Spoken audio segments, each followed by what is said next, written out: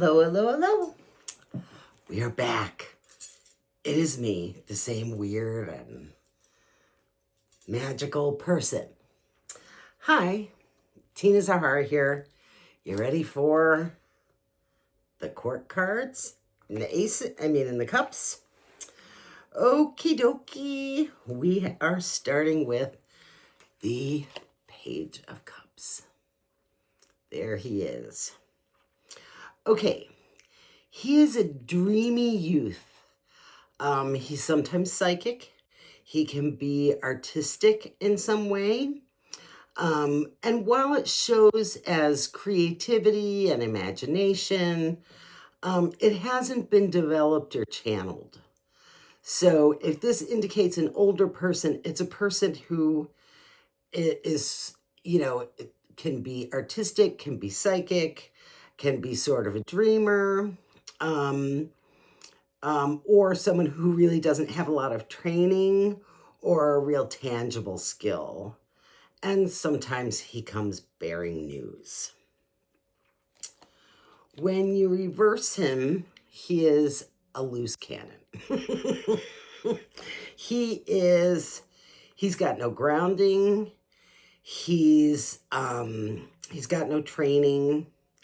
He can be tricky, he can be deceptive, not necessarily by bad intent like the Nine of Cups, right?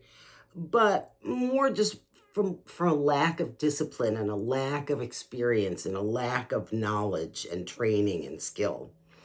Or it could be an unhappy or an imaginative or unimaginative child. Okie dokie. That's our page. And the Knight. The Knight is usually a man charging in to somebody's life as a potential lover or possible mate. He has his mind made up and wants to make a place for himself in the life of the person being read for or the person in question. This often occurs when there's a proposal afoot, and that could be like a marriage proposal. Standard marriage proposal is supposed to show this way, but it could be really any sort of proposal. It can be a business proposal or anything like that, but he again, he tends to be young. And then when you reverse him, this could be a fraudulent offer or a business deal with someone who is tricky, someone who is deceptive. It could certainly be lies. Any kind of disadvantageous offer or proposal would come in as the Knight of Cups. It can also, very rarely, but it can also be like a proposal without a ring, right? Or like maybe it's not a proposal, but it's a proposal. Like, someone looks at someone and says, we should really get married. What do you think? Yeah, that sounds like a good idea. It's kind of a proposal, I suppose, but it's not technically a proposal. Okay, so there is your Knight of Cups. And the Queen. She is the most virtuous queen in the deck. She is intuitive, if not outright psychic and artistic. She can be artistic. She is imaginative and beautiful. She very often is beautiful. She doesn't always appear as a specific person. Sometimes she's an ideal that someone seeks in a mate, or an ideal of someone that they're just kind of looking for someone that they'd like to meet. It should be noted that she doesn't really need a mate herself. So trying to pin her down in a commitment can be a task. That can be a task. When you reverse her, She represents the antithesis of her upright position. So expect her to be perverse and difficult, ill-tempered, unfair. She can be cruel. She can be mean. She's a very unhappy woman. So commitments that she may enter into come from that place, like that place of being just like unhappy and bitter.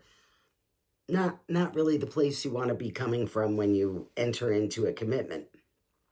In this position, the queen has a wandering eye and is not prone to being faithful. And the king,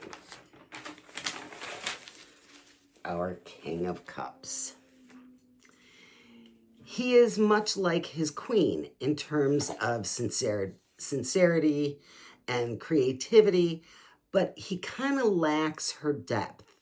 He's more of like the nice guy, you know? That doesn't necessarily mean that he's real deep, you know, but he's nice, he's pleasant, he's sweet. He has a lot of social grace, but doesn't operate as well in one-on-one situations than he does like sort of socially, like, like for myself, Queen of Cups, of course, Scorpio, right? I would rather die than walk into a party full of people I don't know. I do not have that kind of social grace. But once I'm in there, I'm going to hone in on one person and talk to one person. That I do well. One-on-one I do well. Large groups, not so much. I just feel awkward and uncomfortable, whatever. He is just the opposite, okay? And he is a good mate or potential mate, maybe even the best one, depending on the person in question's priorities.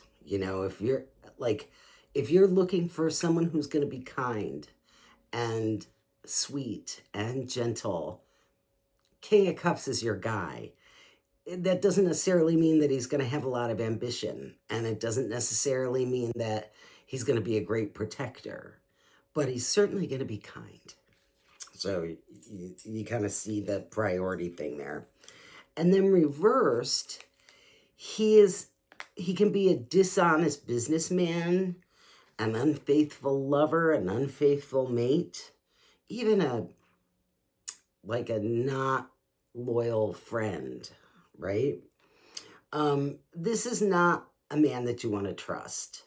He, again, just like the queen, reversed, is full of bitterness, and his intent usually isn't as bad as the outcome of the situations he enters into, which doesn't say a lot. And when you get any of these three reversed, it could just be that they don't want to be consumed by a relationship. They don't want a relationship to, their emotions to get the better of them. They want to stay on top of their emotions. And so, they're not as easy in a personal relationship as someone who does want to get involved. They'll work harder for you, basically.